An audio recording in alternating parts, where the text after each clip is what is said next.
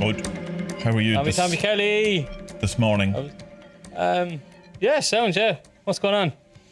What's going on in my life? Not a tremendous amount, really. Yeah, things are grand over here. I had a couple of pints. I was in a pub the weekend. A pub? Local pub? Actual pints of Guinness. It was lovely. Well, the first one was grand, the second one was beautiful, and the third one was shit. So. How can that happen? It should be the other way. It should be the first one is bad. Well, the first one was in a different pub, and it was nice other than it's not, you know the way, there's a temperature, there's a coldness, so it was perfect other than it wasn't cold enough. Like, it was still cold, but you could go, oh, this could be cold though. And then the second one was just, that's exactly what you want. And the third one was pulled by the same barman, so I don't know, it just, the head was smaller, you just didn't put as much. Might have been an old pint. We used to do that to people we didn't like. Well, it's pulled right in front of me from the same tap as the other one, so I don't know. But did he do the old switcheroo when you weren't looking underneath the tap? Yeah, he had a pipe coming out of his sleeve that he just, it was very weird. I just think he just didn't put as much love into it. It was coming near the end of his shift. I'm sure he just didn't care. But yeah, nice to be out. It's the first time we've been, well, no, it's not. It's the second time we've been in a pub since COVID or whatever. And it was weird to see all the Perspex glass things by each table in the pub. That was very odd. Because I hadn't seen that. Oh, the tables are separated by yeah. Well, all that's, I don't think you have to do it anymore because social distancing is gone here, but I'm sure they're going, we leave it up just in case. So we don't have to pay something to come back in. Might have to bring it back. Yeah. Poland is going through what England and Ireland went through there around Christmas time. Just everyone has something like over 1 million people are quarantined. So you're in peak. Officially. Yeah.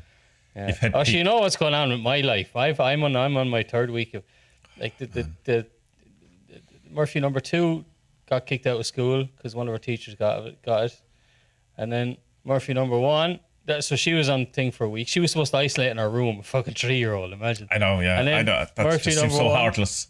Then the same thing happened. Murphy number 1, and then they shut down the school. So that's 2 weeks of quarantine. And now the missus has COVID. So I'm on my third week straight of quarantine.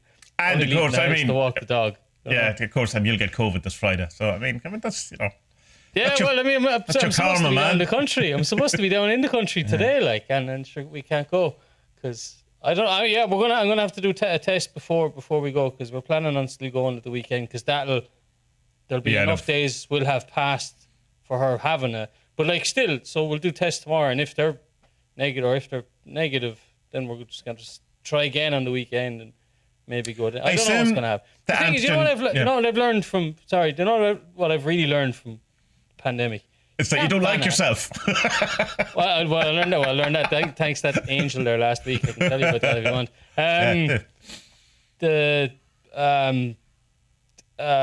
You just learn not to plan anything. Yeah. Surrender. Yeah. Surrender to the world. Yeah, it's been odd here in a sense that it's very hard to kind of believe that it's in a sense over because we're a pessimistic nation obviously, and also fool me once, fool me twice, all that stuff. But it was just kind of because it was overnight, and it was just kind of, oh no, can't do anything, and then the next day, yeah, everything's grand, just you're fine. And in one way, it's hard to accept because that's not the way it's meant to work. Are we not meant to be going into like some sort of new world order where none of these things go away and all of this turned out to be? And I was like, and the government's like, going, no, we said we're only going to do this until we didn't need to, and now we don't need to. Why are you being suspicious? And I'm going, because we don't trust you. Yeah, how can we trust you after all the mess ups that there's been? The second in command is currently being under suspicion, allegedly, of releasing secret information to his friend.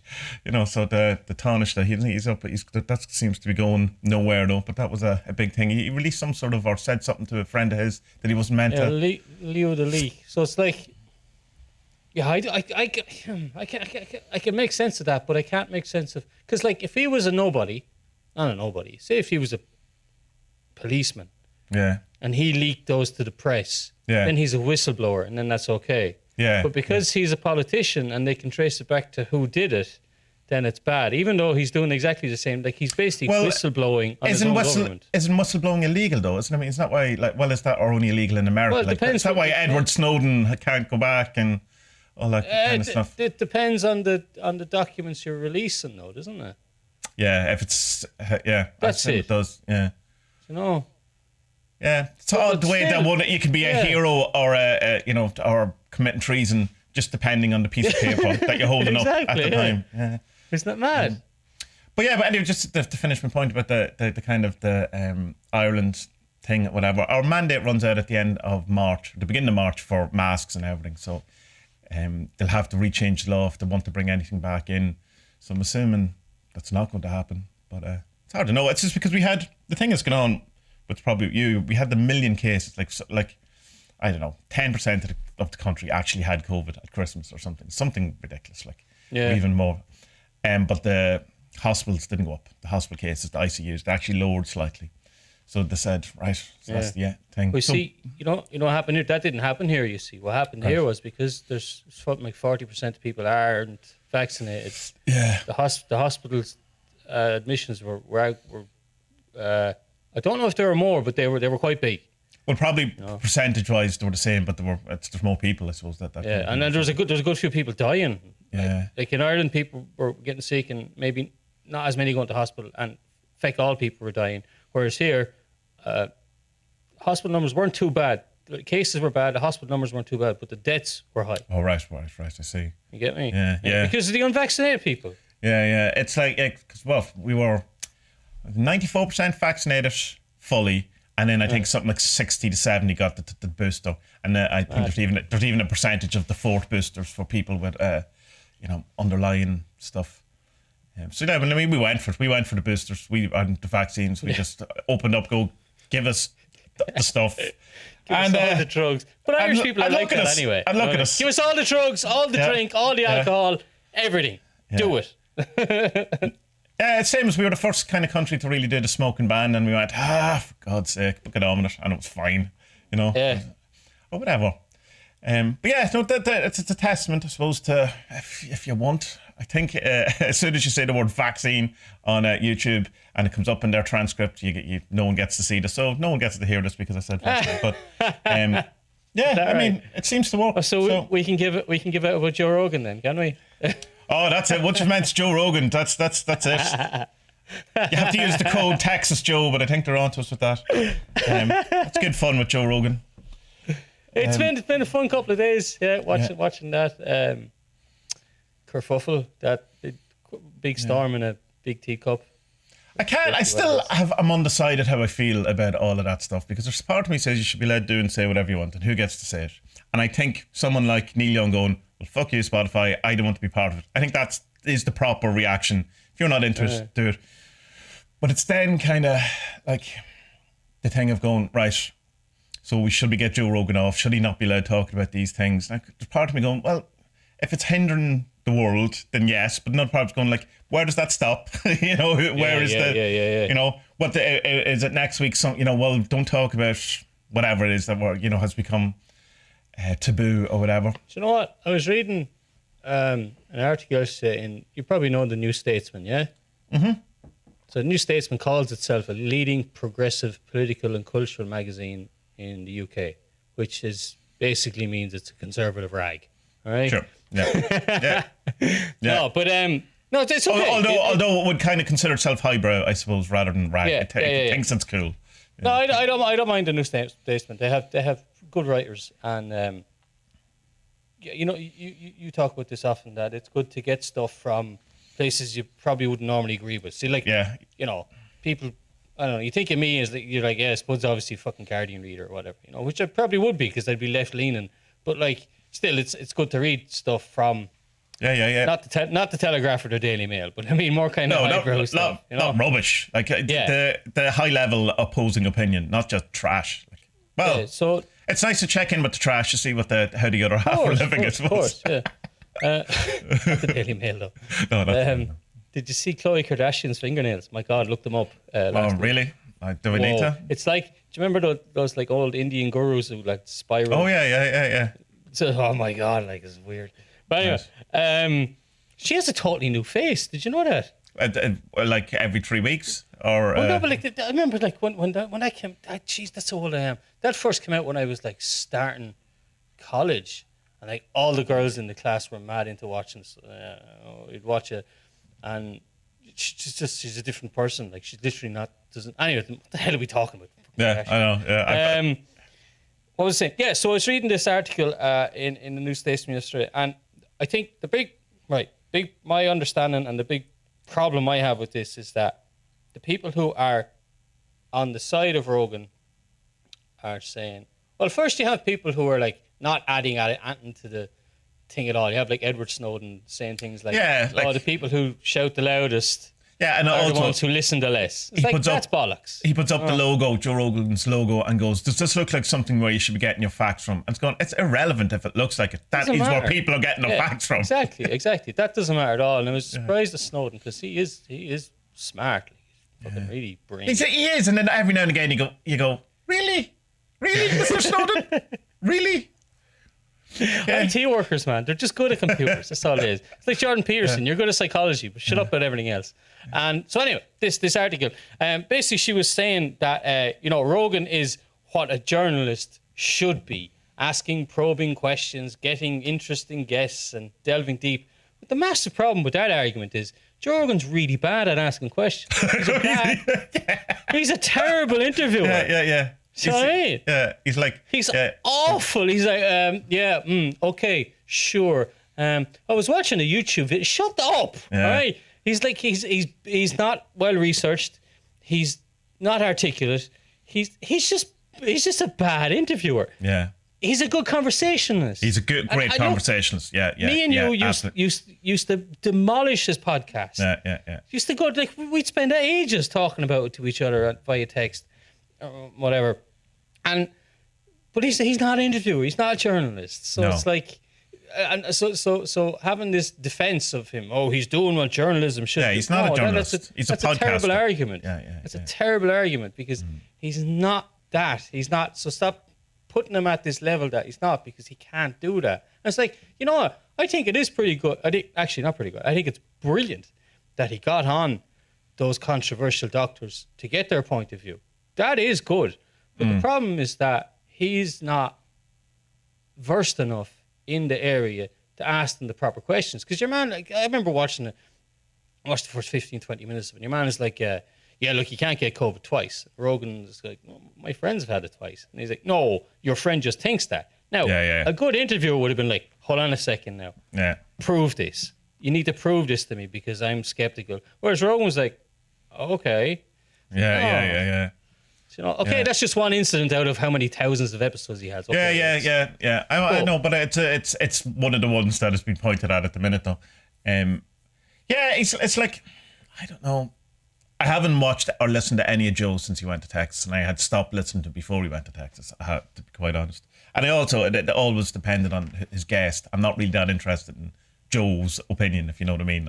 He's a good kind of everyman or whatever is the kind of thing. I understand. But he seems to play that less of that sort of less of a character, though. I think kind of last thing where I think the whole kind of pandemic kind of changed things from where you start to become a bit more active in trying to put his opinion across, in a sense. Like that Bill Burr interview, that great one with Bill Burr, just makes an arse of him. But at the beginning he's going, oh, you guys have to be more active, you have to start, and Bill's like, but I fucking agree with you, man. So, why would I be more active? But I think ultimately, the solution would be that in the perfect world, that Joe gets to keep his show on Spotify, and anyone who disagrees stops paying for Spotify, and all the artists come off, rather than him getting cancelled, getting taken off, whatever. But that all said, it's the 11 million people who listen to him it makes no odds to, so it's not changing anything about the problem that people have. So I don't know the answer. I don't know. I think if you got Fauci, what's his man's name? Fauci, that other guy? Dr. Fauci. Fauci, yeah, or something like that. If you had a counter.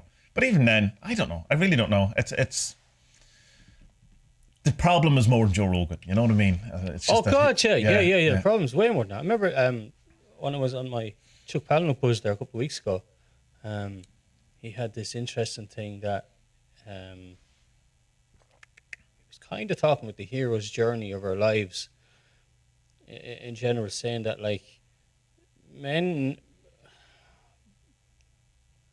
I'm on careful ground here now because you don't like men stuff, but I'll put it this way. So he was saying that while he sees Well, you can say whatever he said because it's not what you're saying. Like, yeah. Well, but I have to kind of put it into my words because I don't remember verbatim what he was saying. But it's like he was saying, look, the reason the Fight Club was so successful is because men are desperate for father figures, because the father figures we have now are losers compared to the father figures that the generations before us had. Because like we see our dads and they're broken by work. They come home, they're wrecked tired. They don't have enough energy to spend time with us, play with us, entertain us, whatever, which is what fathers used to do. And so we don't have this role. But he says that even like before that, in older times, what would happen was people would grow up and they'd have their fathers, but then they would always kind of drift away from them. So like if your dad's a carpenter, you wouldn't necessarily, one of the sons would become a carpenter, but the rest would go further afield and maybe work in stables or whatever it was.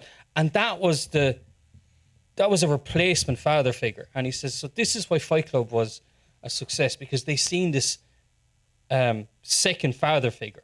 And he said, we need this in our lives. Like men need this thing of a second authority figure, someone who can train them in something that they don't know about, someone they can kind of look up to and learn from, who isn't related to them, you know? And so like, this is what Rogan is for a lot of people. Yeah, and it's definitely what Jordan Peterson became, the daddy of the internet.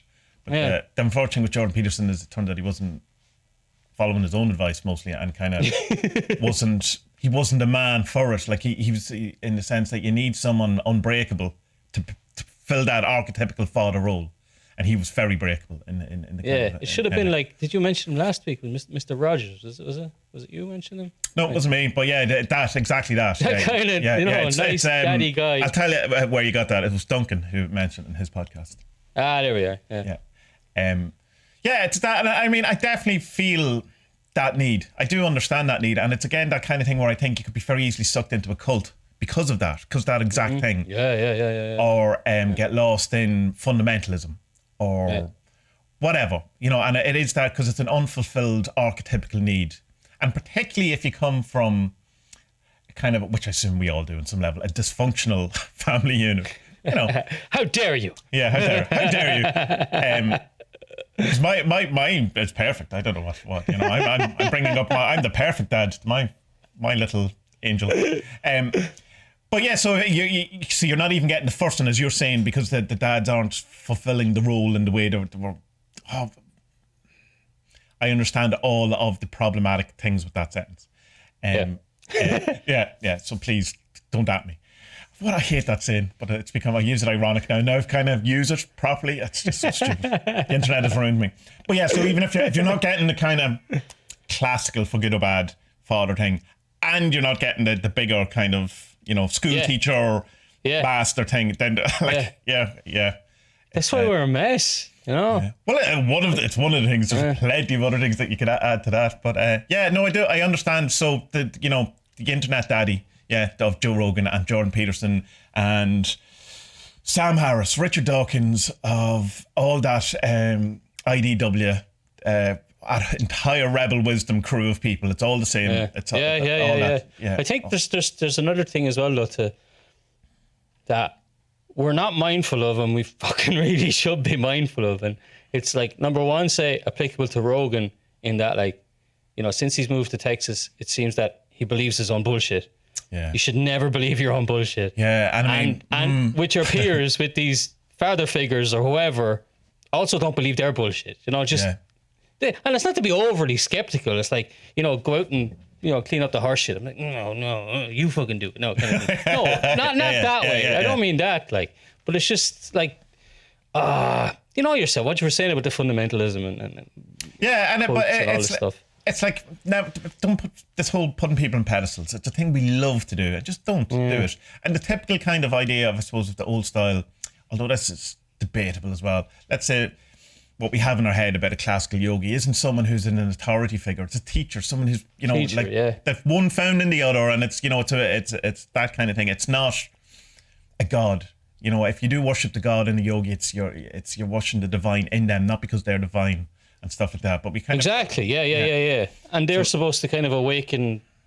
They just reflect the divine in you. That's so. Exactly. It's like, but then when you start going that certain, I don't know, podcasters, spiritual teachers, authors, celebrities, any of these things, and you kind of like going, it's that thing that we have, and we all fall for it. It's like going, oh, they're good in one thing, so therefore they're perfect being. It allows them to talk in all subjects to the same level, and you're going, well, no, but we're okay with it. That's what we do as a culture. We seem to be able to, that if celebrity, because they're famous, they also have a right to talk about race. They also have a right to talk about politics, you know, that they don't, like, in a sense, they're not qualified to do. But it's because they're elevated in one hierarchy that they're deemed then as, you know, as knowledgeable, or some of them think they're as knowledgeable in other areas. You know, Jordan Peterson being a prime example, Black Science Man being another example, and whoever. 90%. What did you say? Black Science Man? Black Science Man, that's the meme of, what's his name? I can never remember his name though. Carl Sagan's successor. It's on the tip of my tongue as well. Neil Seymour. Neil Donald Walsh, the guy who wrote Conversation with God. Tyson. What's his name? Mike Tyson. Yeah. Whoa, we got there in the end. No, it's not Mike Tyson. Mike Tyson's a boxer. Not Mike Tyson. Neil Tyson. Walsh. Neil deGrasse Tyson. Whoever. Google there. Get us out of the Neil deGrasse Tyson. Yeah. See, we should just left it at Black Science Man as his meme. No, I don't think we should have left it at that at all. We'll get us in trouble. That's his meme, though, isn't it? That thing. Maybe I'm being racist. I apologize. Okay, maybe. I don't mean. I meant to be memey, not racist. I'm not great at the memes, the memes. I think I'm just too old. I struggle to get them. Well, here's the thing with that, because like, let's take that meme and go, it's a meme and it's a cultural reference and it's thing, but if I was to call him to his face Black Science Man, that's extremely racist. So it has to be a racist meme then. But is it culturally okay to say it because it's a meme? I don't know. I take it back. It's very inappropriate. So I'll not use it again. It seems it's an odd one. Mm-hmm. Yeah. Oh, well. I was just talking about little JPEGs on Facebook. The NFTs. Yeah. I just don't really understand the humor. You know, I get it. But it's kind of like, it's that thing of like, it's, you know, you see something funny on the internet and you go, huh. And like people type lols and it's like, it's not lols, it's a humph. A humph. What's the emoji for humph? You know, yeah, what's the emoji for humph? Humph is okay. It made me go humph. It's not laugh out loud. It's not, or lots of love or whatever the fuck it means. Obviously it doesn't mean lots of love. Lucifer our Lord. Yeah. Dawkins came up with the idea of memes originally. I'm sure you know, but maybe perhaps. Yeah. That's mad, isn't it? Based on what? The murder gene? Is that it? The selfish gene. Or was that later? Selfish gene. Yeah, the murder gene. It's a very different Richard Dawkins book. I think more about the whole idea of like how ideology and ideas spread around the world. It's coming from that kind of idea rather than necessarily a physical thing. I'm not sure. Right. I've never read The Selfish Gene because Jesus Christ, why would you? I've read a couple of them. I read The God Delusion. I read two others as well. He's all right. I don't have the hatred for Dawkins a lot of people seem to have. I think he's really smart. He's fine. He's just okay. He's an atheist. Okay, whatever. You know. It's his condescension though. I was and his straw manning. But anyway, let's talk about Dawkins. You know, could end up in who cares? You know, you're allowed. We're taking on all the pillars of the internet today, aren't we? Yeah. You know? Who's next? Sam Harris. Let's add him. I've actually listened to a bit of Sam Harris's podcast. He's all right. I've noticed last. Maybe it's just sticking out this year because people are bored. St. Bridget's Day is getting a lot of traction this year, isn't it? Yeah. I have noticed it, but some years if that happens. I don't know why. I think if people don't get a full kind of benefit of a New Year's and a Christmas or something to kind of latch on to the next great. St. Bridget's Day is the second, though, isn't it? Are they making it a public holiday in Ireland? There's talk about some new public holiday, but I don't know if it's St. Bridget's. Could be. I know they're talking about some new religious holiday that people are giving out about. Why is it another religious one? So why not? Could be. I always thought it was. She doesn't. Well, she has a feast day, but it's no different than St. Patrick's feast day. It's not a holy day.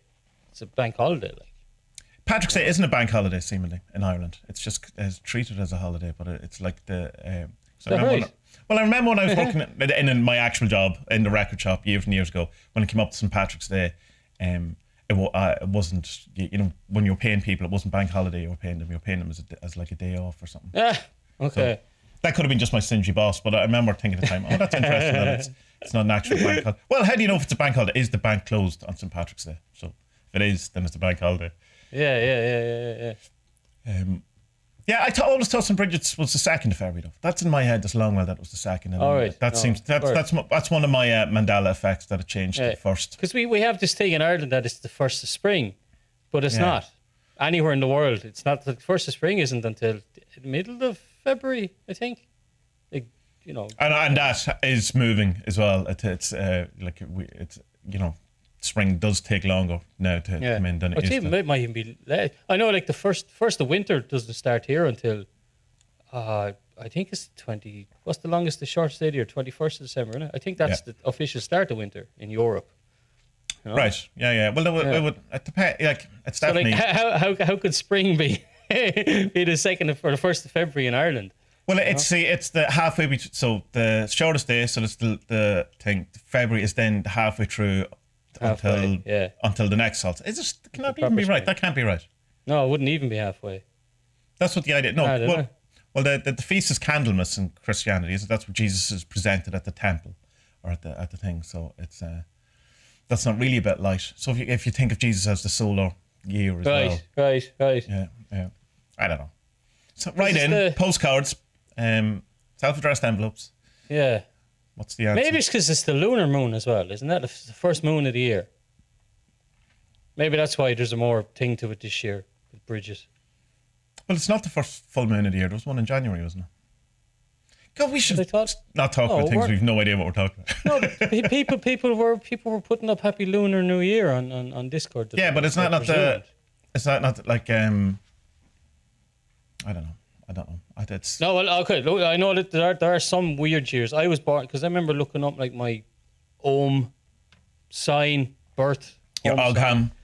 OG ham. And usually mine would be I don't remember.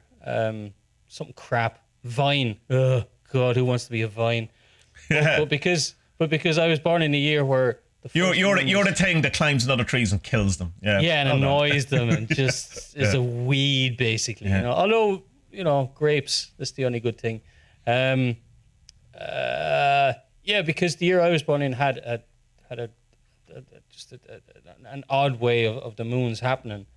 I'm actually like a month earlier. So I'm Hazel, which is kick-ass. But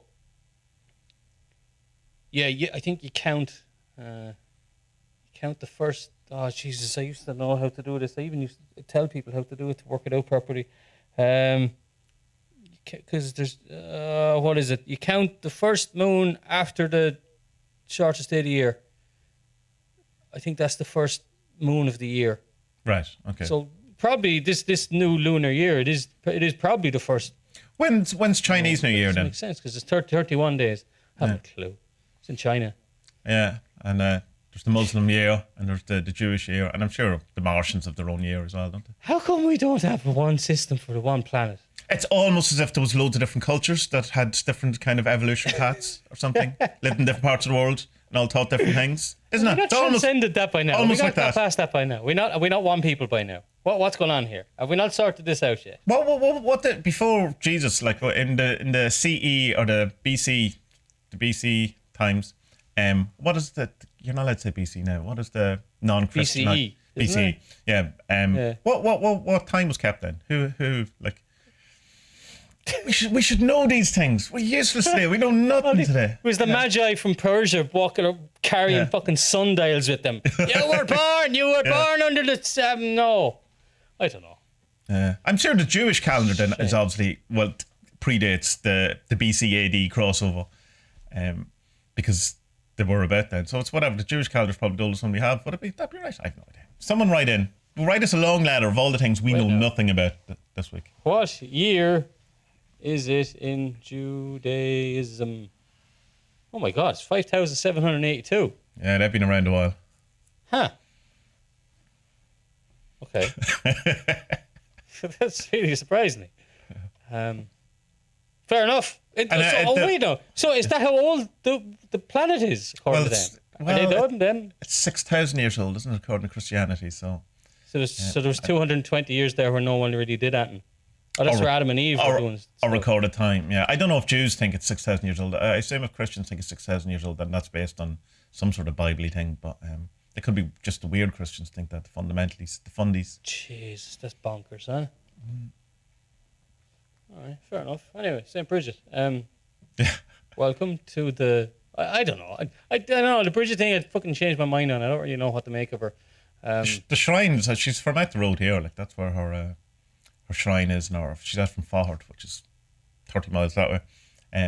Must bring you, next time you're here, I'll bring you out to a shrine. There's a place where she knelt, and on the stone, and so there's an imprint of her knees. There's some sort of eye thing, which is very strange. But it's one of those terribly, terribly sad and depressing places where there's the whole hedge and tree of ribbons and dodies and baby things for healing and for sick babies and for dying babies and all that. Just heartbreaking. Kill you. But they all got better, Tommie. Yeah, they're not amazing. Like medical science just doesn't need it. You just need a tree with a ribbon. Not to take away, because babies don't die. No, I understand that when turning to these things when you're in the dire straits. But it's a nice little place. There's a church in it, and they still have mass, and you can do the procession thing around or whatever. But there's no kind. Some of these places where there's kind of an atmosphere, or there's a bit of magic to it, or something, kind of a buzz. Right. There's none. There's none at all there. Oh, that's a pity. There really doesn't feel like there's anything there at all. It just feels like, I don't know. Yeah, which is odd, because like a lot of those, even Christian stuff, to me, I can get that kind of there's something here. But I remember making a point of this feels very lack, or just, neutral or something, that there's... But you would think, because it's like a popular enough place, like, and it's well looked after and well kept, and there's obviously some sort of foundation that's putting money into it and stuff. I presume, like, if it does become a bank holiday or public holiday or whatever, there probably will be a bit of fight back from the pagans on it and saying, no, she wasn't a saint, she was this, she's older. Yeah, it's conflation of two different things, though, isn't it? Bridget, or Bridge, and St. Bridget. Like, St. Bridget was an actual person, wasn't it? Like a woman who was made a saint. Like, yeah. I mean, Jesus, it was the most common name in Ireland for hundreds of years. So it's it's Saint Anne. Well, obviously, of course. A few of them, yeah.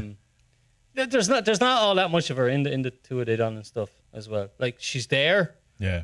But actually, there's not that much stuff in fairness, historically, of that kind of stuff, really, is there? Well, yeah, that's true, I suppose. Well, I mean, there's plenty of stuff on Lou and Dagda and the big honchos, but there's Bridget was just Bridge was kind of master of arts, wasn't that it? Is that her thing? Yeah, she was really good at craft. She made loads of lovely little crosses. She was always mad for her crosses, selling them. We used to do them in school. Like it's nice to watch it from here and say, oh, that's cool. It's becoming more popular, because like when I was growing up, it was just 1 day per year in primary school you made St. Bridget's crosses, and that's all. Yeah, that was all it was. It was kind of cool that people are rediscovering their history thing as well. But also don't believe your bullshit. Don't believe all that bullshit.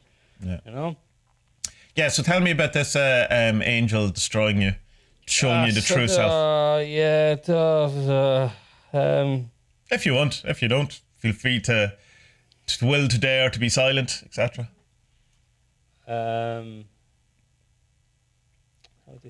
Yeah, so I wanted to do some kind of working, some ritual kind of thing that would be like kind of heart opening kind of thing. Because like I'm looking at Ram Dass and going, I want to love the world as much as you, man. how the fuck you get there, or his guru Maharaji, Just go, fucking hell, like, Jesus.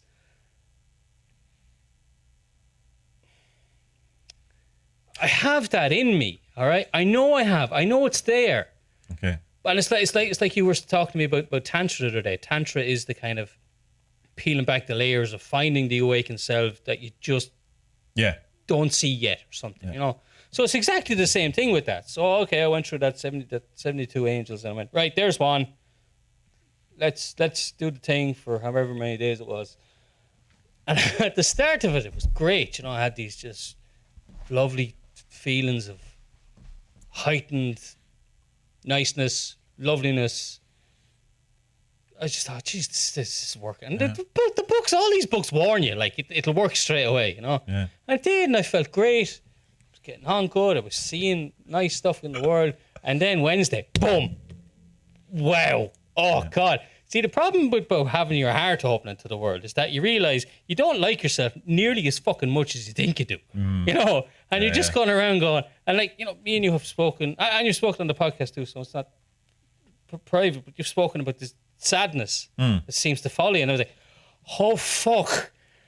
Wow, now I know what he means. Oh, right. No, because for a couple of days there, I was just going like, I'm, oh, shit. Camera's falling. I was like, just going, oh, I don't like myself at all. How can I love the world if I don't love myself? You know, and like, there's a question.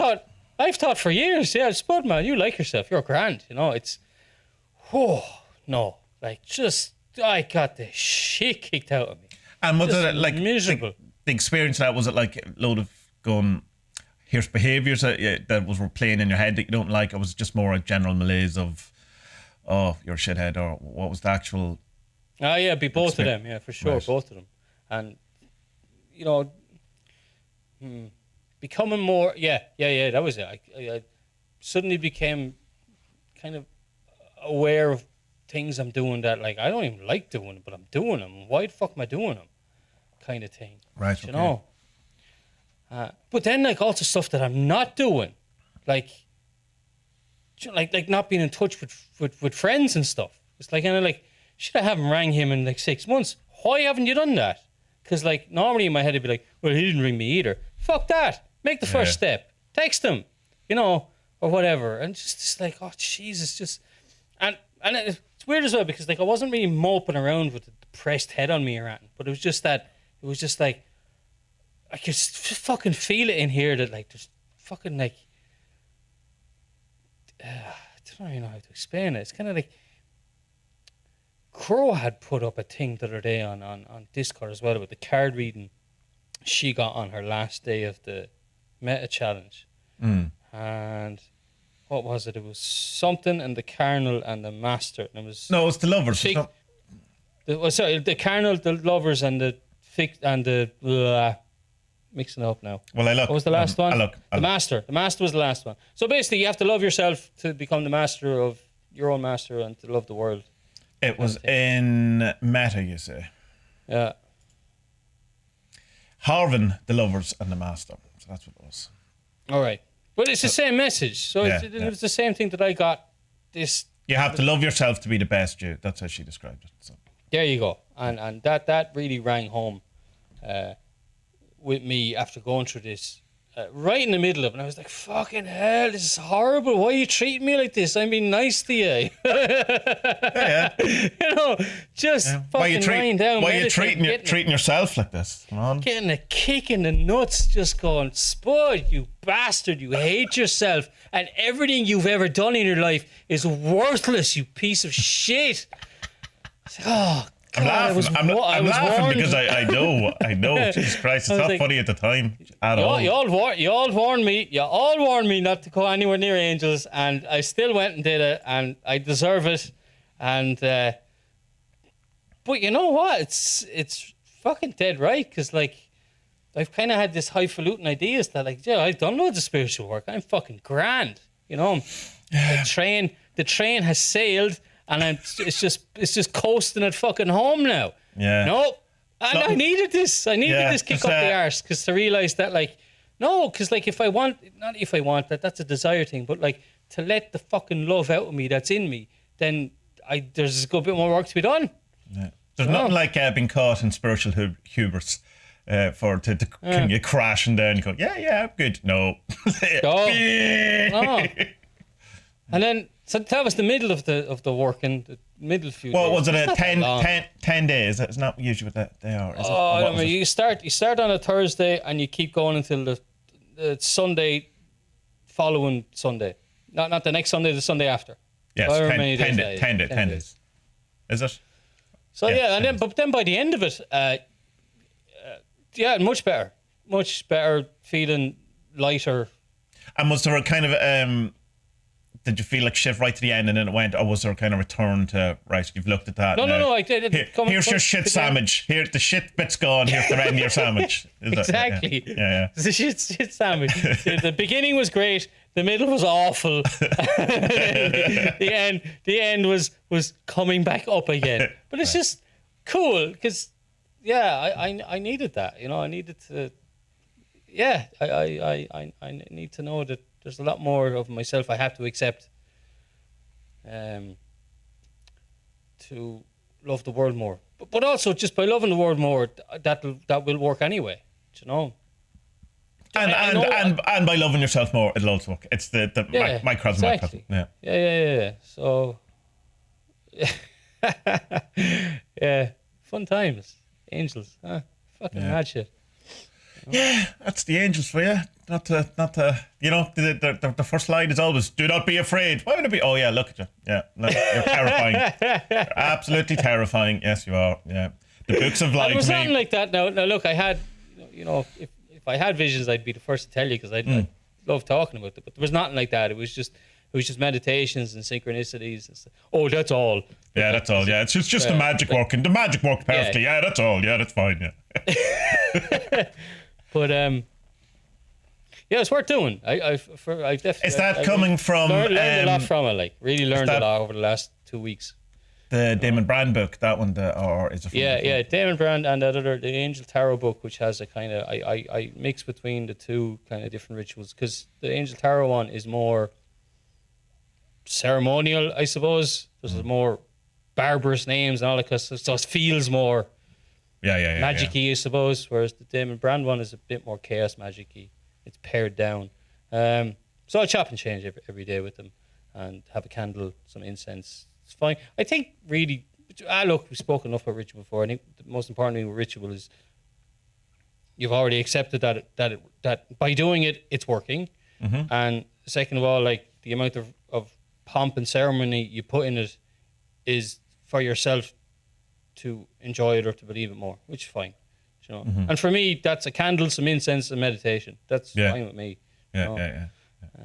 For other people, whatever. Dress up in robes, mooncakes, go for it. Go for broke. I mean, and also like, that's. I suppose other opinions on ritual are available. Some people say it's not that, but that's the chaos magic approach, and definitely works for you. So you know why, and it has from the very thing. It's the thing we talked about last week with regard to the Kabbalion of the correspondence and stuff. You know, sympathetic magic, all that.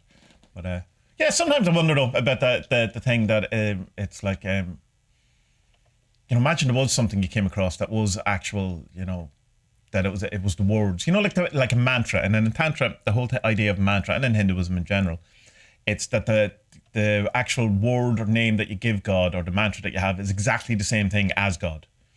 That it's the same nature, it's the vibration of that God. And I'm kind of going, well, in that case, if that's to be believed, then then it's not just a chaos magic approach. Oh, it makes me feel like it's the name of God. No, it actually is the same vibration. Yeah. So it's helpful, I suppose, even from a chaos magic view, to be open to sometimes things are actual too. There might be a chance that the mantra is more than just something that gets you into a state, or take and choose as you want. I don't know. I'd be with you on that. Yeah, absolutely. Because I've been trying like some of the mantra stuff mentioned in the different Ram Dass books I've read, and just like it's easy, just Ram, Well, no, you start with because is the word that is everything, all encompassing. That's cool. So it's the Ram, I'm sure you've come across the starts at the back, goes to the front, so it uses all forms of your mantra. That's one of the all forms, and doesn't.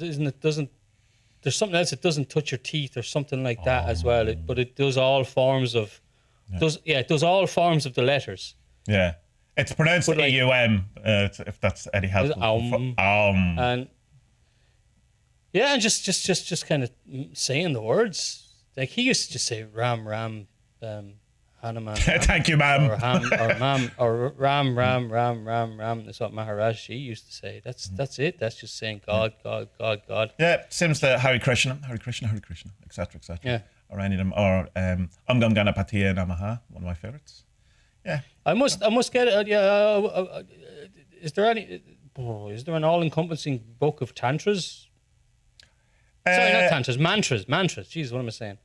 Yeah, well, I'm sure there is. There's like some sort of an encyclopedia thing of it. Is there an actual like a Mahabharata that is has the things? I assume there is. I don't know what it is, but there is definitely in that Tantra Illuminated.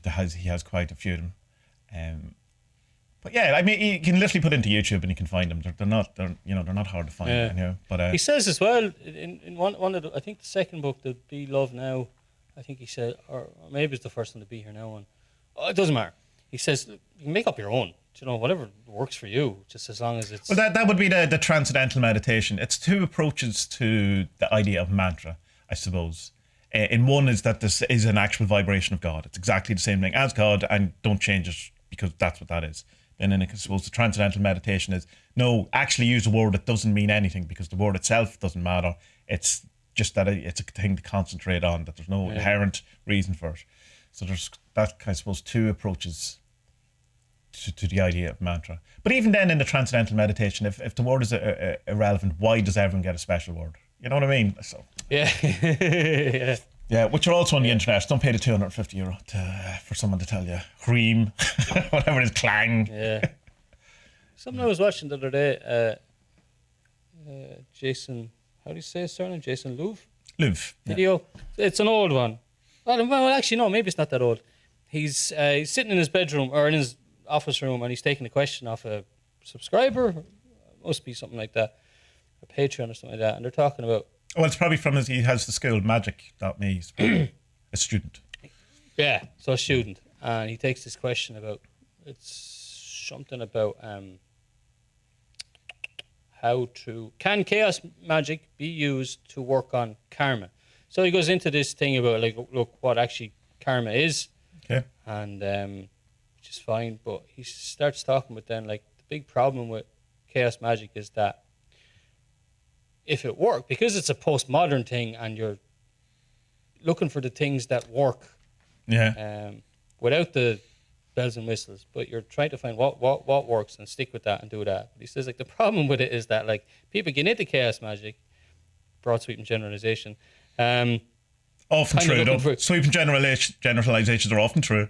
So. Often true. Looking for the stuff, right? They're looking for things, right? Yeah. But the thing is, he said that. But the thing is that if you do chaos magic properly, what it leads you to is that, like, you don't want the stuff, you don't need the stuff. What you're actually after is union. Yeah. And I was like, oh yeah, that makes sense. That's correct. There's definitely an experiential feel to that. And I mean, that's the story of the Baptist head too. The Baptist head. Yeah. And it's mine. It's like that to the point that I suppose I kind of, like, I was questioning the last kind of question and answer videos doing. Do I even consider myself a chaos magician anymore? I think it's because of that. Because I don't.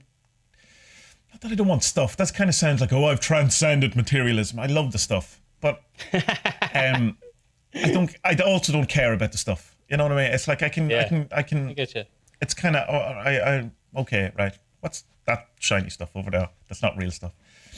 But there's no real, other than, say, the Baptist head stuff. There's no real kind of chaos magic thing for that. You know what I mean? There's a kind of a. Because then you just kind of get into the awakening, enlightenment stuff, You get as far as you can by using the chaos magic things, and then you realize, shit, I need to become a Buddhist to do this properly. Or whatever, Vedantic or whatever it is. Or an actual Gnostic, or I need a... Or whatever. I think so. Exactly. That's the kind of, I suppose, the irony of chaos magic is that if nothing is true, when you belief shifting, blah, blah, it comes to a point, that leads you to, I need to find something that's true. Yeah. That's actual. It's mad. Have we just broken chaos magic? Or finally got the point, maybe. Yeah. New in the world of Tantra? How are you getting on there? Still doing the looking through the Christopher Wallace stuff. He's a great series on his website, on his school, Tantric. He changed the name of it recently. It's Tantra Institute, whatever. And there's so much stuff on it. And I think it's about $60 for the month. But you're definitely going to get your value out of $60 if you do pay for the month.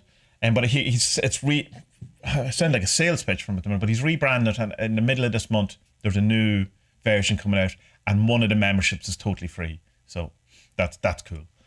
And there's whole courses that'll be free. But anyway, I'm doing one that's called Near Enemies of the Truth. Near Enemies of the Truth, which is kind of looking at all the different stuff that we have in spirituality and going, the problem with it is that it's close to what it is, but it's not close enough that it's kind of a dangerous kind of idea, you know, like this idea of things happen for a reason that we've talked about before. Or can I remember offhand, you know, loving yourself or following your bliss and all of these things. And writing, well, what's the actual thing that they're trying to aim at, and then what the problems is around kind of the new agey kind of version of that. And he has a whole kind of, if even if you don't want to join, they're all based on essays, blog posts on his website, which are totally worth reading. And his new book has been based on this, so that's what I was kind of been looking at for the last while. But it's him talking about the blog posts, so it's you know, you should read the blog posts. Yeah. But other than that, I've mostly been spending my time in Theosophy and Ageless Wisdom at the minute. I joined, for all the things of saying, let's not join a club, we don't like clubs, I joined a club. I joined the Arcane School again. My actual coursework, my proper thing started yesterday. When I was about 19, I joined it, or I applied for it, and they rejected me. Yeah, you were saying this in the video, yeah. Could say, because it's just saying, maybe you should, you know, study a bit more. And I was going like, well, I'm here on my own, trying to read these books that I don't understand. I'm actually, you know, looking for help. And I went, all right, okay, that makes sense. Here's all the coursework, and then I went, I'm not doing it. I'm gonna, you know, be a rock star instead. There's a really cool thing about this at the minute. Is there about 5 or 6 years ago, I've a blog post all about talking about Alice Bailey and talking about kind of trying maybe getting back into it. With Alice Bailey is the Ageless Wisdom that came after the Theosophy, and it's what the thing I joined is her school, Arcane School. And I was kind of looking at it, and I'm really kind of disillusioned with it. I really dislike it, and I find it very because the whole part of it is about that you as a person don't really matter. And what kind of the bit I miss is that you as a person don't really matter to the greater scheme of things, but your actual life does matter, of course, to you and all these things around it. So that kind of annoyed me, because my life wasn't where I wanted to be. And it's kind of, well, you know, it does matter. My life does matter.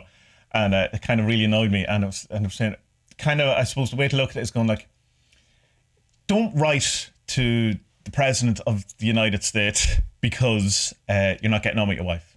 That's not what his function is. He's trying to run the country. Anyway, so in that sense, your personal life doesn't matter. But in a grander scheme of things, personal lives do matter to, you know, the president or whatever. So it's just saying in a hierarchy thing, you know, more this whole school is more trying to look towards humanity in general rather than you in specific. But it's, you know, it's still loads of kind of advice on the on, you know, how to actually live your life. It's not it doesn't matter. It does matter, but it's your responsibility, not. Yeah. That's it. So that's for you to look after. And there's a whole thing in it which is brilliant about going, don't be waiting for the ideal opportunity for you to have your spiritual life. You know, if I could just have more time. You know, the thing we said before about it's very hard to do this stuff when you're married or you have kids, and, you know, if you want to get up and say, no, the exact place where you are is exactly what you need to be. And that's the work that you have to do. When you start doing it. Yeah. So it's not that, you know, go to the, you know, the...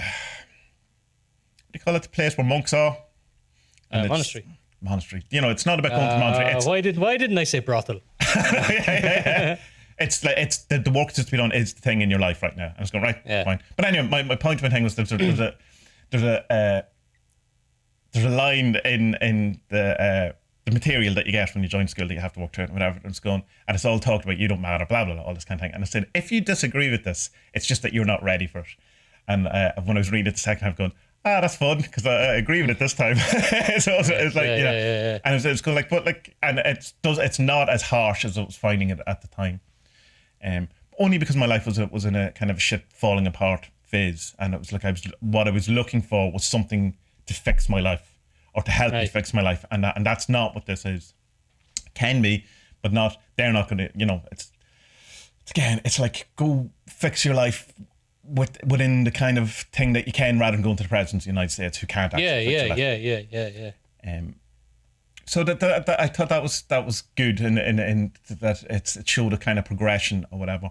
So again, come back to what we were saying about chaos magic and kind of the thing that gets you to the point. I think like, and I suppose the low magic, high magic dichotomy, which again, problematic terms, but I think that is the very first thing is you should get your life together, before you do any of it, and not in a kind of, because that can be a monumental task depending on where your life is, or what part of the world you're in, or your society, your civilization, your culture, your family, all of that. So it's not just get your shit together. I'm not saying it in that kind of. It's like that's the work that needs to be done. And then you can, when you're kind of a bit more established or a bit more safe, where you're not worrying about whether you're going to eat tomorrow or have a house or whatever, that you can kind of get into what we would, in one sense, from an ego point of view, would go higher work, but it's not. It's just the next thing that has to be done. And there's a thing in Theosophy, we're saying that you can meditate all you want until you're 40, but it's only after you're 40 that it actually really matters. That's a bit fun. And I remember my Reiki teacher saying something like that. She says that she was told that everything you do up until you're 40 is sorting out your present life, and everything you do after 40 is sorting out your next life.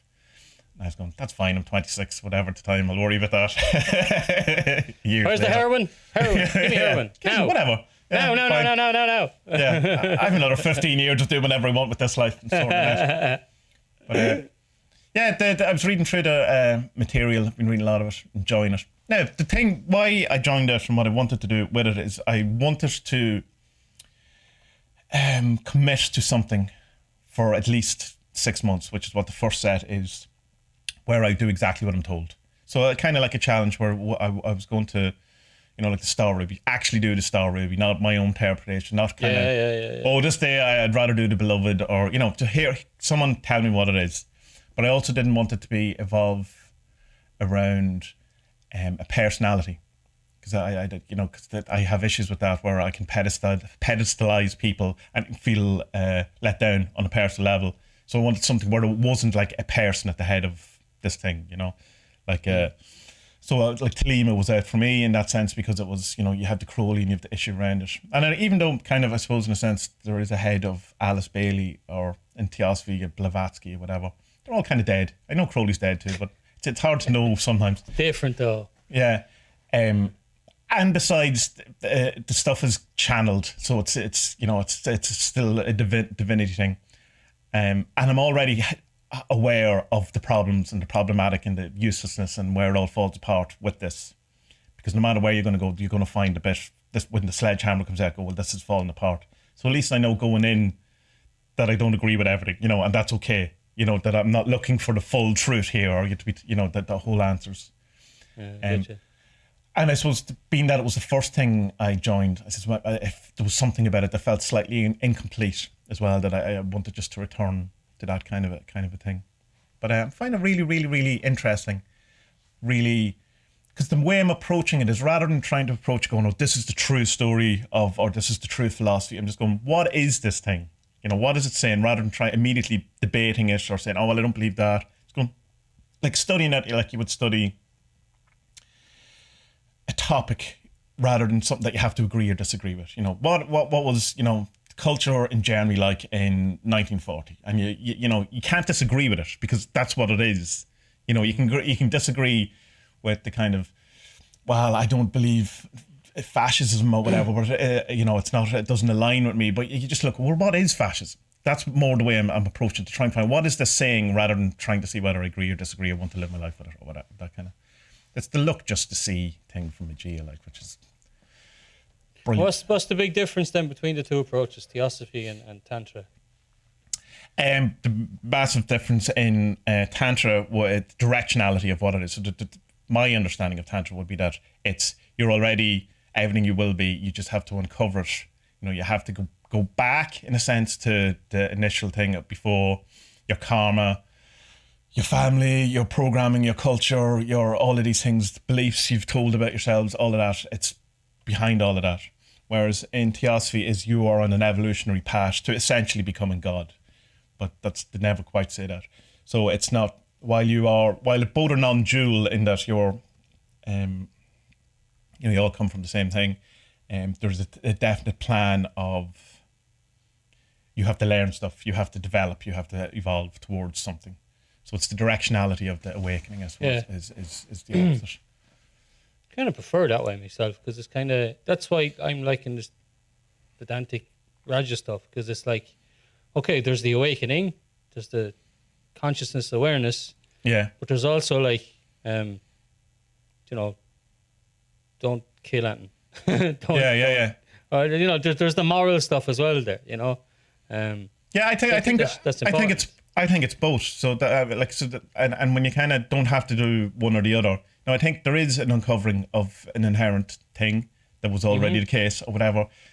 It's hard to talk about these things without getting into that lingo, that jargon that I really dislike when I hear other people talking about something that was already the case, an inheritance. And you go, yeah, shut up. And then you go, yeah, well, you know, I don't actually have better words than that. But also, it feels evolving. I feel like I'm going somewhere. It feels like there's a directionality to it. I feel like it feels true that this is going somewhere, that there's, you know, because when I work on something, I feel like I've gotten somewhere. But I also know that when I uncover something, I feel like, you know, I can feel the directionality in both directions. Of course, directions don't exist ultimately, anyway.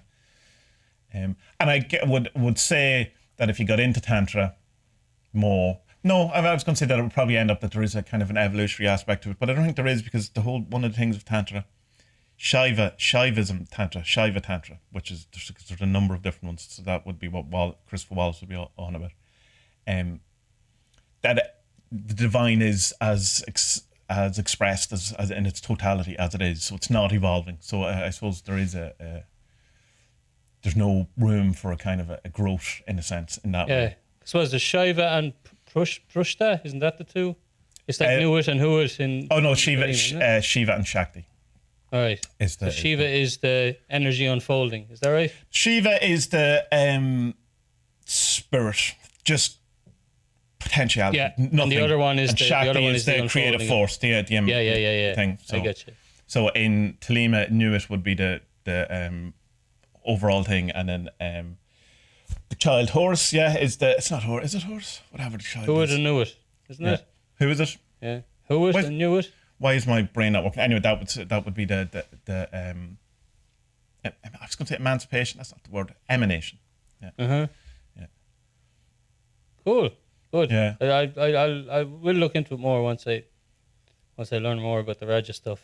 I'd say you'll really like it, but it's the thing that kind of got me. You were saying, well, what is Tantra about? And I've kind of gone, it's not that I don't know. It's like, it's not that different from what we've been talking about. It's kind of, which is why I kind of got a bit obsessed, I suppose, with trying to work out what is the difference between yoga and Tantra. Because I think by doing that, I would be able to define more what Tantra is. You know, I'd have more of a kind of a hold on it. But it's just like going, how is it different from Vedanta or Advaita? And it's going, well, it's you know, it's not. Yeah, it's not all that different. But there's a flavor. There's a definite flavor to it. Yeah. I think one of the problems with it is that because what I know as Raja Yoga comes from the Vivekananda guy, right? He had been a pupil of Ramakrishna, who's a cool motherfucker. Jesus, look him up. He has a mental life. What a mad bastard he was. He was brilliant. So Vivekananda took his teachings, went to America, was an amazing English speaker, and wrote tons of books and gave lots of lectures about it. And so he's the first real Eastern guy to come over, isn't it? Like he predates. It would have been him, or no, he probably would have predated him. I think he predates Yogananda. I think, yeah. Yogananda. Yeah. So not by much though. Like no, not by much, not by much. But so that's what Raja Yoga is now, right? It's this. It's a bit like the Eightfold Path, except there's, it's right living. It's Yamini yamas exercises. There's proper living. Then there's the breathing exercises. Then there's asana yoga, and there's not many poses have to be used. It's a bit like Yin yoga in that you just hold the poses for long, you know. And then there's the meditation stuff. Two different types of kind of meditation, and then at the end, then there's samadhi or awakening.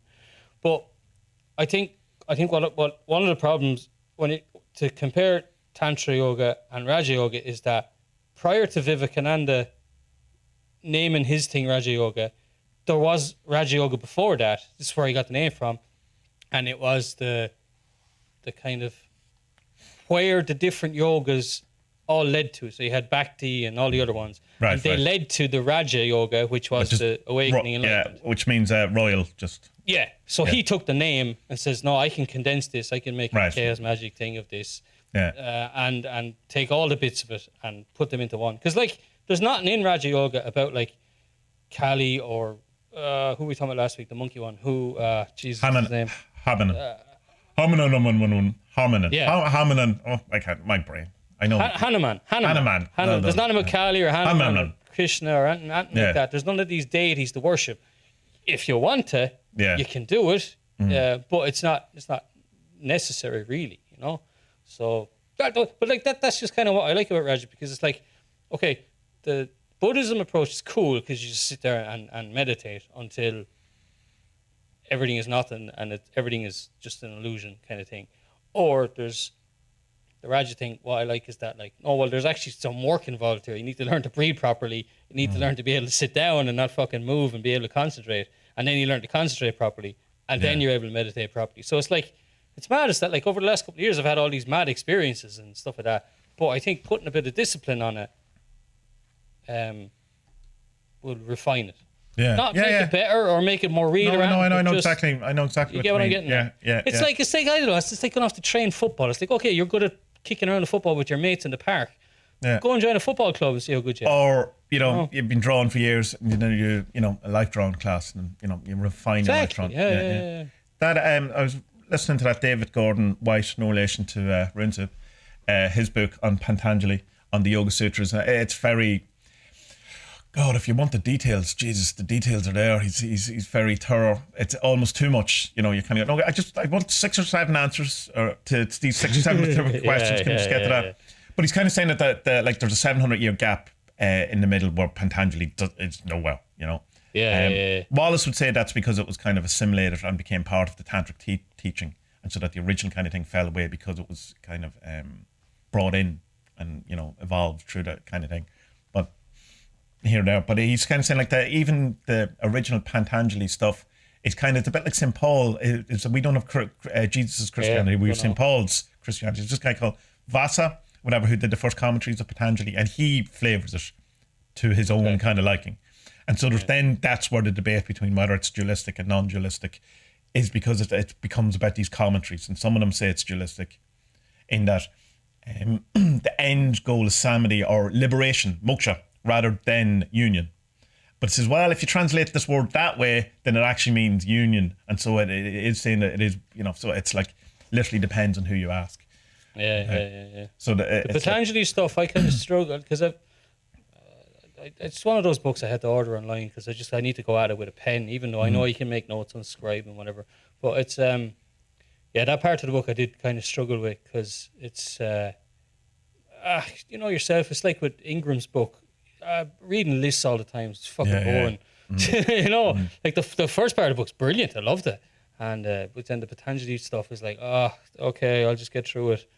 Yeah. And it's 4 chapters, and it's just essentially lists and stuff. The 3rd chapter is fun though. That's where it tells you all about the spiritual powers and the cities and how you can levitate. Yeah. And you'll be able to fly, but don't. Yeah, exactly. But don't pay any attention to that. What are you talking about? You just forget about it. Don't forget about it. You can fly, but don't. You can read people's minds, but don't. Oh yeah. So I will finish that David Gordon White one, but I can listen to it for about 20 minutes, half an hour, and then I go, right, my brain is full. Thank you very much. Yeah. I wouldn't mind. I'll get one of the more kind of modern readings of it. That one that I was showing us, the Edward Brandt one, is it Edwin Brandt is meant to be. It's the guy with the old guy on the cover. That one? No, no, a different one, is it? Like smash everything. I just moved my life. Well done. I should have an assistant who gets me books. Imagine that one. Bryant. Okay. Because there's also the Alice Bailey one. That's where I first came across Pantajli, which is Light on the Soul. It's from the 20s. But it's actually not meant to be. It's translated by the Tibetan master Dwal Kul, but okay. It's hard enough to read. Right, let's do this film. Yeah. You're so enthused. The Observers is a documentary about people talking shite for an hour and a half, essentially. That's unfair. It's not. That's actually true. It's the guy who did what's called The Majestic. What was that other documentary that was quite famous that you pointed out to me, Ashley? Oh, I said to you yesterday, didn't I? Where's the notes? Where's the thing? Richard something, is that his name? Dude's first film. Come on, internet, don't let me know. Above Majestic. Yeah. What's his name? Richard something, isn't it? No, it's not coming up here. Anyway, that was quite a well kind of known documentary from a few years ago, which I watched and enjoyed in a kind of a entertainment, conspiratorial entertainment. This was pre-pandemic when we realised that these conspiracy theories perhaps might be having a negative influence in the world. Perhaps not, depending on Roger or Richards or. So it's a 90-minute talking head documentary with about 6 or 7 different kind of very well known UFO or UAD. Is that what it's called now? Unidentified aerial phenomena, UAPs, and about their theories of what's going on. In the middle of it, sprinkled with some JFK conspiracy stuff, and for some reason, and ending with what the fuck is JFK doing in this film? A crescendo of music as people talk utter nonsense towards the end of it. Written down here. I say, why is the entire film soundtracked? I have the Kennedy assassination. What the fuck? Yeah. No, my first notes: spooky music, check. Linda Moulton Howe, check. Richard Dolan, check. Check. Louise Elizondo, check. Kennedy assassination footage, check. Tucker Carlson, check. There you are. Alien film. Jesse Ventura. That's all you need. Whitley Strieber's in it. I've a lot of time for Whitley Strieber in that. He's the guy who wrote Communion, and he was the first kind of alien probe guy, and he was ridiculed for us. Christopher Walken plays him in the movie. He's written some interesting books afterwards. He doesn't necessarily think it's UFOs or greys. He thinks they're interdimensional, although he seems to have changed his mind. He also has recently found Jesus. His last book is on Jesus, which is quite good. New Age wisdom Jesus, not the other Jesus. Not the one that they taught you about when you were a kid. There's a bit some strange stuff has happened to him, and I enjoy hearing his story. I'm not saying I believe it or I don't disbelieve it. I enjoy it. Richard Dolan, I also enjoy, or used to enjoy, from a kind of conspiracy entertainment. He thinks there's glass structures on the moon. He thinks there's a breakaway civilization, that there's been a separation between the elites and the rest of the world, and they're off-world. They have bases off-world. There's a whole huge intergalactic conspiracy, for want of a better word, going on, which is grand for me from an entertainment, but it's it's unfalsifiable. I liked when I first came across. Sorry, not when he first started appearing on these types of things. I liked him. I thought, okay, he's cool. He's onto something. But now he's bought into it too much, and I don't believe him. Yeah, there was the casual dropping in of 5G, 4G, and all that kind of stuff. And he's a massive anti-5G. This is going to kill us all person. Yeah. So yeah, but it's not really. He just drops it in at the end. It's 4G, 5G, constantly online. The world is shit. Jesse Ventura is. He's an interesting character because he was an actual elected official, and so they kind of, in a sense, had to take him a bit more seriously. But again, the problem with this documentary, and with not all UFO documentaries, particularly this style of documentary, is that it's people essentially just talking with no evidence, other than occasionally mentioning, this guy told me. But that's and I was told behind closed doors. If you heard what I heard, so frustrating, isn't it? And it's like, I think this documentary does way more harm than good because I do think there's something to the phenomenon. Absolutely, but of course, not this. Or even if it is this, prove it. I can't make head nor tail of this film because, what is the purpose of it? One of the talking heads produced it, Jimmy Church. He's not in it that much, but he's in it. He has. Is that the kind of muscly black haired dude? Is it? That guy? He has a longer scene in the end of it. All right. But it's basically just it's the people who do the circuit every year at the alien cons or comic cons or science, whatever the fuck they're called. And it's just like, this is a new thing they can add to their badge. Oh, seen recently in the Observers. And it's like, this film adds nothing. You know what I mean? And it starts off really weird. It's like, it starts off as if it's like this mystery of who Louis Elizondo is. He's your man that's friends with Blink-182. Yeah, that's him. Guitar player. He has the... Meg, it's called a Meg, isn't it? Yeah, whatever. Yeah. That's how you recognise him. He's an army guy. Or not, depending on who you believe. So it starts off as this mystery of who is this guy and why is he being silenced? And he won't talk to us or something. And then talk to us. And then shows an interview with him. And then it's like, and then at the 11th hour, just as we were editing the film, we get the phone call. It's like, why are you telling us that? Yeah. What's the big deal here? Like you've made the whole thing into this mystery about him, and it's like, Jesus Christ, Louis, what's his name, is appearing on podcast with Kurt. What's his name? Yeah. It's not, you can just ring the guy. It's not that hard to get, like. It's not that hard. And then, like, if you have like Linda and Richard and Tucker already involved in this, although Tucker doesn't give any interviews, it's all Fox News footage. Yeah. But like. But still on story, like he's still. But like, if you have these known figures already, like Lewis is part of this gang. It's strange. It's a fucking. And then after the kind of attempt to crucify him, where they're saying, well, the government officials come out and said he didn't work, and then maybe someone then said he did, and then they kind of talk about him like he's a hero for a while after that. Like, particularly Linda Mountain House going, and the work he was doing, and he was so brave, and you're kind of going, what, stay on point, which is it? Like, is he deep state? Is he anti UFO? Is he putting in, is he the equivalent of modern day swamp gassing, or I usually, for the documentaries that we watch I usually watch them twice, and I just was halfway through this goes, no way I can watch this twice. Yeah, I had to take a break because it just did my head in. I watched half of it, then came back and watched the second half of it because it's just like, oh god, this is ridiculous. One of their big points to make, which is a bad point, is about they're saying that, well, if this is so secret, why hasn't any, you can't keep secrets.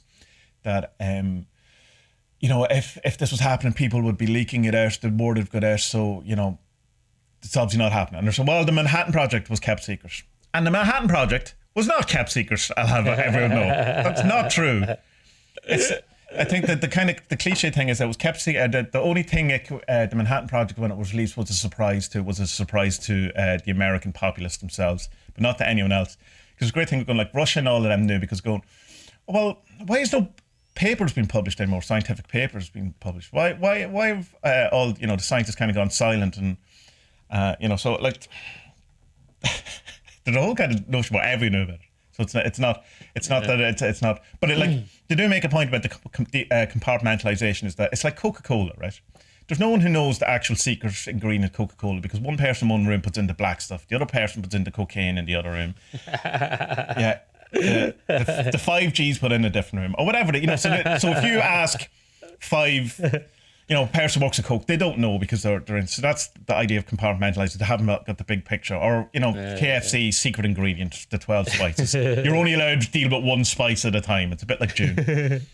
So there is a thing but it's to say that the Manhattan Project people didn't know about it is it's nonsense. No, look.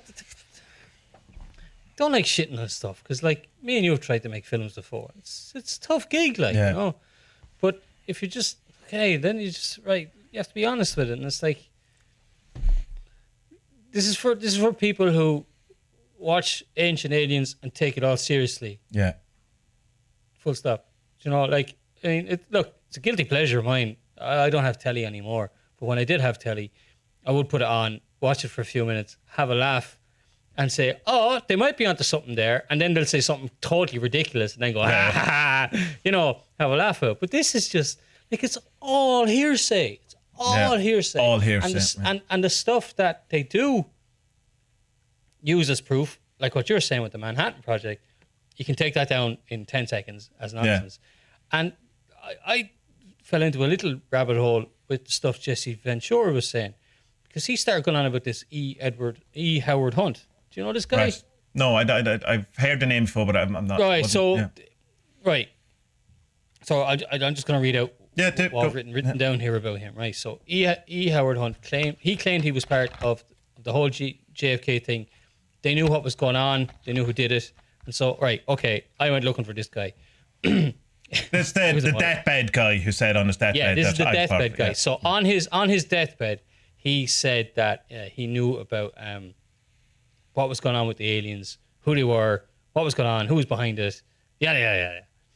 Right, and so Jesse Ventura is using this as proof of this phenomenon and deep state and bad government, whatever. And so, right, I went looking at this fella. There's a massive Wikipedia page on this fella. Like, he's a motherfucker. So he was involved in Watergate, as in, like, he put the group together that broke into the hotel room, and he served time for this. Right, he was like a big, he was Nixon's fixer, basically. Oh, right. While he was in jail, before he went to jail, he was involved with Nixon in. They were going to assassinate a journalist who had it in for Nixon. It was pretty much planned, but he wasn't killed because he was in jail when the killing was supposed to happen. There's another thing with him when George McGovern, who was like, could have been the greatest fucking president of all time, such a fucking sound guy. When he was running, hence why he's not the president. Exactly. Yeah. When he was running, he met with an assassin, mercenary, and they were going to set him up for a crime. And when his house was going to be searched, there was going to be tons and tons of Democrats and George McGovern paraphernalia ever. So they were going to make it look like it was a leftist assassination attempt by this fundamentalist who loved George McGovern. It didn't have to come to that in the end, but they were going to, this is the type of guy you're dealing with, right? And Jesse Ventura is taking his claim as truth, you know. But anyway, so in the videos of where he's on the deathbed and he I'll give you more of the Jesse Ventura stuff. So he says that Jesse Ventura put out these tapes because he thought they would change the landscape of American democracy, or whatever the fuck he says, that it would make people believe in this phenomenon and see that the deep state or big government were working against them. But the problem is that Jesse Ventura never mentions that while these were filmed at the home of his second wife and other children, they were his older children from the previous marriage who came along and filmed him while he was delusional from dementia. Right. And made him say these things and got it coaxed out of him. So it's like, one of the hinges of this film is that, like, basing it on this Edward Howard Hunt thing, where it's like, just go to his Wikipedia page and you'll see how much of an untrustworthy piece of shit this man was. Yeah, but the response you get from that, you can't trust Wiki, that's government propaganda, blah, blah, blah. Yeah, but I can't trust your videos either. I know. I'm agreeing with you, but I'm just saying, I know no response to that. I know. Ventura's thing would be, you can't trust that. I was like, no, man, look at this man's track record. He's a horrible human. He was a horrible person. So, I don't know. I definitely would have stopped watching this had we not been. But I'm glad that just and there's a couple of things that I found very disingenuous about the making of it as well. Is that they have these great sets, but then they start doing that thing to make it look. The camera. Where do you see the camera? They have another camera, shaky camera, going around filming behind the scenes to make it look like it's kind of covert, or we're getting a secret here, or this not very explicit, but enough that that's what is trying to be achieved. By when. When you're watching a film and two people are talking in a room and then suddenly it goes from outside and you're looking in the window, and that suggests that someone is watching them. That's how films, like, someone who's never seen a film wouldn't get that, but that's how we've been trained to watch films. Yeah. So that's how we're trained to kind of feel that there's a covert, there's something being told that we're not meant to be told when they do the shaky behind the scenes. Because great sets, and then they show the lights and leads and stuff like that. The music thing at the end is ridiculous, but it could very easily catch you if you're caught up in it, like where there is this crescendo while people are talking utter nonsense about the world or whatever, and you can feel even with that it's rising to a thing, and there's going to be some call to arms or whatever. It's just like, it's a propaganda movie. Like in the sense, it is propaganda film. It's a propaganda film for like make you watch Ancient Aliens or Discovery Channel or whatever. It's like, and do you know, it's like what's frustrating about this is that me and you believe in this stuff. You know what I mean? Like I want there to be aliens. I think it'd be fucking brilliant. You know, but this kind of stuff just makes alien believers look batshit. Yeah. It's your cliche.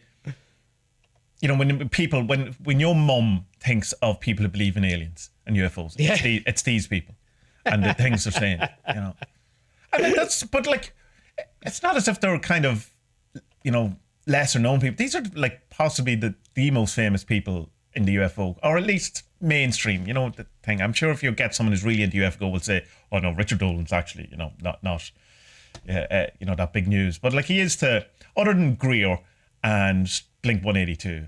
When you think of somewhat household names, like no one in the UFO thing is actually household names, but you're thinking Greer, Dolan, Blink 182. Yeah, it's the cast of Ancient Aliens. That's what you think of.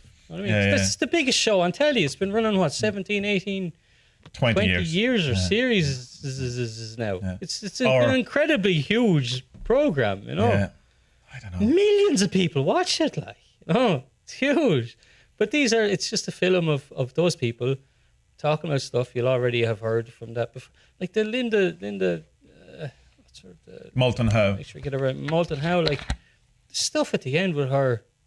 Of course, she's telling me some guy rings her up and says he wants to arrange a meeting with his boss. Oh, because I've been told that I must read your book or something like this. Remember? Because she gets Alistair Crowley'd, doesn't she? She reveals some sex magic thing. Just like Crowley. He got exactly. Yeah. Oh, you've revealed something that we never wanted to get out. You revealed a secret. I had to come out. How Crowley got into the OTO. Yeah, you've revealed our greatest secret. He goes, did I? I just wrote a book. Oops. I was just writing gibberish. I was just trying to get laid. What's that it? So she goes on into this big spiel about the reptilians and the blondes, and then there's the greys, and the greys sound the most fun because they're just like fucking with the blonde. The reptilians were here first, and it's their property. And then the blondes come along. So we'll have some of that, and then the blondes do with the reptilians. Evil colonialists who just want another port because they're all over the galaxy, whereas the reptilians are like, no, we're here first, like piss off. And then the greys come along and just kind of every now and again they just moon them, show them their bare arses every now and again, and just fucking run off going hee and fucking with them kind of thing. And it's like, oh yeah, that sounds a cool story, all right, but any evidence? Well, I was told by a man who gave me a phone call. Yeah. All right, okay, fair enough. Ever since she was on what was that TV show that we were watching? Yeah, that thing. Skinwalker Ranch, where she just comes on with the dead cow and just talks nonsense for 20 minutes. I was going, not that I had much respect for it, but in her day, actually, in her early thing, she had said she was top class journalist back when she was starting, and she did break some things, but she just kind of was saying, what do you want me to say? Oh yeah, the cow is an angel. It's actually, his name is Azrael. Yeah, that's what you want me to say. He was climbing a tree because cows climb trees. There was a UFO and a leprechaun. Okay, thanks very much. Do you pay me in the bank or do you give me a check or what? One of the things I wrote down that she said, so these the reptilians have been here for 270 million years, terraforming and doing stuff on the earth, and we are coming up now to the moment where they're going to become evolved. It's like, okay, so 270 million years have passed, and this mess that we're in currently is what they're going to. Yeah. Is what they didn't. I mean, Jesus, we're not even here that long, humans, but like they could have picked better times. Like I don't know, the Egyptians. The Renaissance, maybe. Now is when they're going to choose. Get out of here, will you?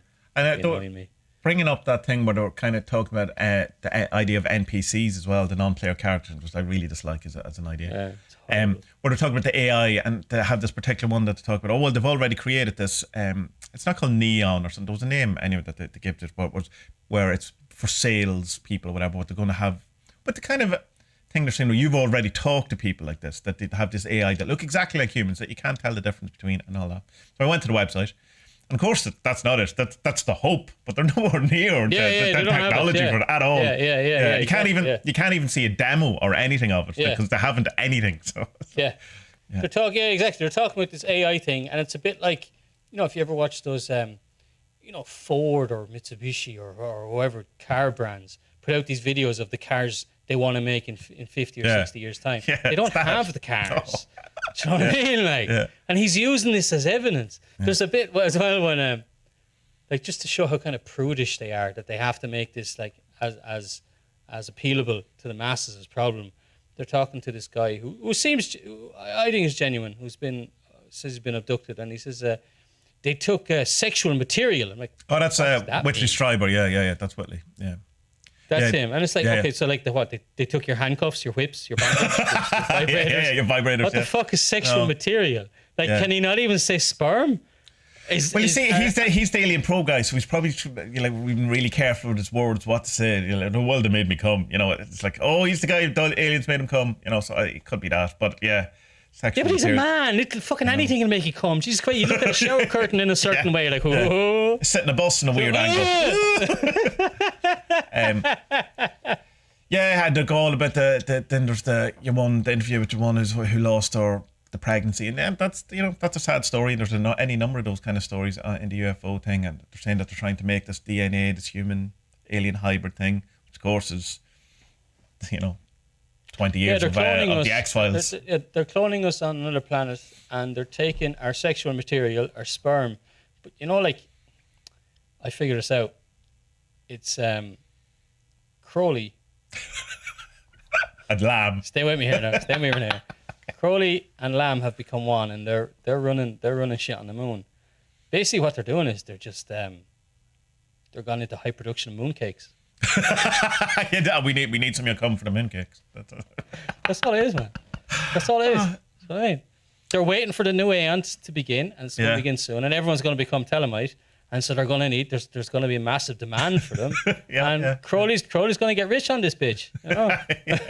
He didn't die in 1947, same year as Roswell. He was Roswell. Yeah, he ascended. And then fell down as a balloon in Roswell. A weather balloon and swamp gas. Yeah, I'm convinced. But I mean, some guy rang me last week. Some guy rang me and told me that story. So it's true. Some guy on the phone rang me and he told me it. I was trying to come up during the week. This thing about the Irish, the Cork fishermen who stopped fucking Russia nuking the Irish Sea. It's like, there's got to be, there's definitely a conspiracy theory in here. Like, the Irish fishermen have been charged with keeping the gates of Atlantis closed. Oh, right. Keeping the Kraken underwater, and like, who the fuck is going to expect or suspect, Seamus and Cahill from Cork? I'm money fisherman. I don't know. Those two guys have been working for the CIA for the last 20 years. Those two fishermen, is that? Strange that. Strange. Yeah. There's someone put it together to make a conspiracy theory out of that. Go for it. Let's see how long it runs. Yeah, the only one I seen was that the Russians were trying to cut the wire, the transatlantic internet wire. That's what they were going to get out with their snippers and go. It's like 6 miles across or thickness or something. Hey, where the fuck is the snips? Oh shit, I forgot to go to Woody's. Oh no! Who's this fisherman? So I am giving this documentary 1 Peter Kingsley out of 10. That's it.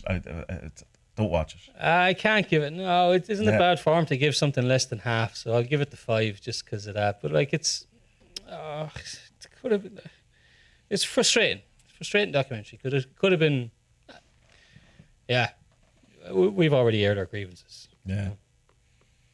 It would be nice to have someone on who goes, no, just one voice maybe that wasn't agreeing with everyone. That maybe had Neil Mike Tyson for earlier on. We'll bring him in. Just some bloody proof. Like even Ancient Aliens started getting like that Podesta guy on with like legitimate kind of documents, Pizzagate guy stuff. Yeah, Pizzagate guy. I know. But like, it's just, that's another tick on the YouTube transcript. But it's just like, I mean, if you're gonna have a thing about this, have some bloody proof rather than hearsay and Tom said this to me and I'm not allowed to tell you. But like, all right. But because you could literally have anyone say anything in that documentary, like, and would have the same weight as what everyone else was saying. Like, yeah, it's gorillas. They're all gorillas. It's not UFOs. Just really highly. Did you see that they stabilized the Bigfoot, famous Bigfoot video? And it's definitely just a dude. It's not convincing remotely. It's so a dude in a gorilla suit. It's like, not that I was like massively convinced. I was going, but it's like, no. It's just a guy walking across. Yeah, so it's him. That's the guy. He's in charge of all the UFO stuff. He has the keys to the nuclear weapons of the American government. So we should probably be worried. I was thinking as I was watching it that, like, do you remember the film we watched about? I think he was the Bolivian kind of farmer guy, the really nice, sweet guy who had visitations. Oh yeah.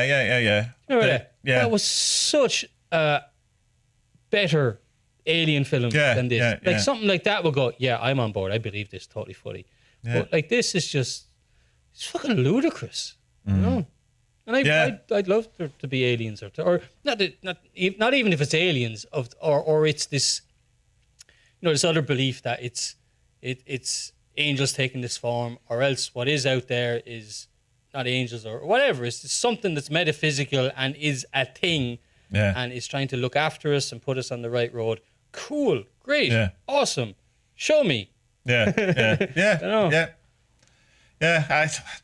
So if there's any better alien documentary, I think the last good one was The Phenomenon. Was that what we did one or like Stephen Greer's as well. But that's more style over substance, really. Well, he's a bit more spiritual, I suppose, with his stuff. At least he's going, well, here you can go out and chance it yourself. Here's the protocols to call an alien down. So there's that in his favour. But no, I'd like a. But you're not going to get one, are you? I mean, I think we've seen. I don't think we are going to get one. I don't think so. The only kind of documentaries that I think that will be good will be the personal story ones. Will it be about one, like the guy who was painted? The painter. That was, brilliant. Or the guy you were on with that. He's Argentinian, I think, as far as I remember. Right. I think he was some sort of. I was going to say South American, but we're giving out for saying Mexico was in South America. It's not. Well, Mexico is Central America, isn't it? Yeah, it's North America. North America. Yeah. So some southern of the northern. Of America somewhere. Well, Argentina anything. That is south. Yeah, something like that. A personal story kind of one. So if there's any of them knocked around, please let us know, because I enjoy them more than conspiracy. Yeah, it's a shame as well, because like comparing it to like the Icelandic thing that we did a couple of weeks ago, like that's a talking head film. Yeah, and it's so much better than this. Like, and it's anecdotal, people just saying things, but it's there's no. There seems something a bit. There was no agenda behind that Icelandic thing. There was no. They weren't putting a political view forward. Yeah. This one is all about buy my new book. Yeah. Or buy my last book. Yeah. I am a speaker that's well known on the circuit. That's why I'm here. I'm probably getting about $2 or $3 grand just for the appearance.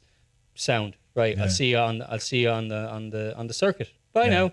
Yeah, exactly. So, right. Well, yeah, that's it. So just don't end on a downer. No, that's what I'm saying. What I don't have any jokes. I don't have anything. Oh. Bye. Bye. Sorry.